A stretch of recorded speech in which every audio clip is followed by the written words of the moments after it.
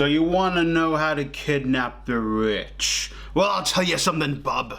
This book is a very bad manual for that. However, it is a very enjoyable read. How to Kidnap the Rich by Rahul Raina. And let's talk about it. So How to Kidnap the Rich follows Ramesh Kumar in modern day India, and it's a very good satire on modern Indian culture, and this is like super modern. I'm talking 2020s. He's talking about stuff like the Muslim Indian tensions, the rise of Hindu nationalism in this. I mean, a key part of the plot is like the hatred for Muslims that certain people have in India. It's crazy. Obviously, it's all about socioeconomics and the difference between being rich and poor. If you have read or watched The White Tiger, this is very reminiscent of that. It's from the main character's point of view. It's about their rise and fall within Indian society economically. It's about how, you know, sometimes India you need to cheat to get to where you are because the state won't help you the way they're supposed to, or the people on top are going to try their best to keep you down. It's a funny read. It's also a sad read at points. Like, the first third of the book is like quite, you know, oh, this is kind of dark, and then it hits you with this really sad moment. I'm like, oh my god, why? And then it goes back into just insanity and hilarity. It's very good. It obviously it's meant to be very visceral, so there is, you know, god, there's and trigger warning, there's violence, domestic violence, sexual assault, so much, because it's meant to be a very visceral look into what it's like as a lower class person in India.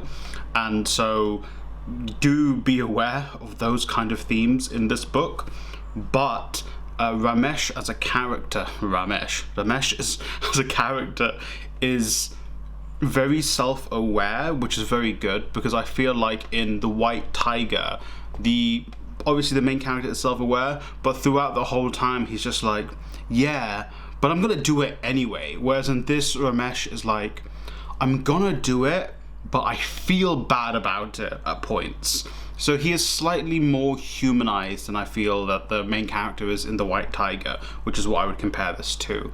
Even it does a good job of explaining the mindset of the ultra rich, because you're dealing with the ultra rich in this book, and it explains how they are insecure, or they're not insecure, but they use their power and influence to kind of put others down so then others can't stand up to them.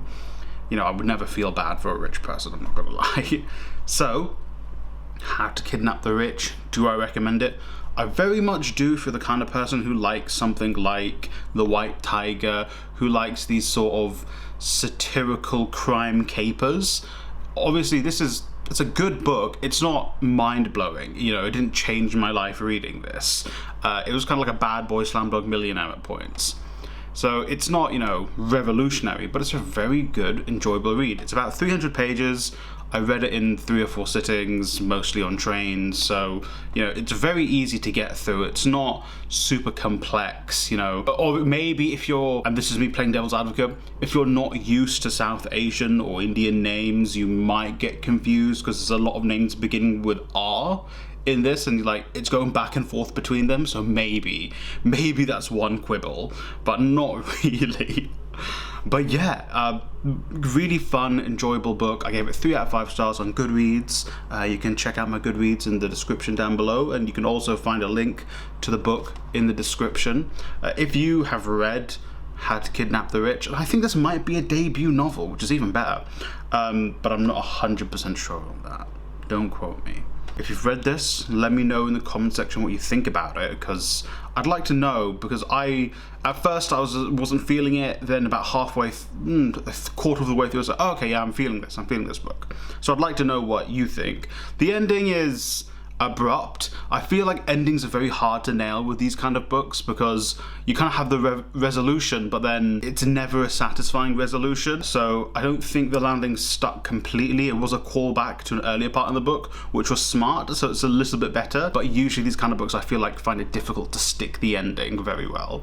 But yeah, let me know what you think about the book if you have read it. If you haven't read it, let me know if you're going to go check it out. I'm happy I'm actually reading a book from a South Asian author because I've not read one in a while, and I think the next one I'm reading is a very long book, so that video is going to be pretty in-depth. But yeah, thanks for watching. Remember to like, subscribe, share the video with a friend or family member. Link to the book will be in the description down below. And hey, I hope you read a great book today. Ooh, spooky knife. That's like demonetization.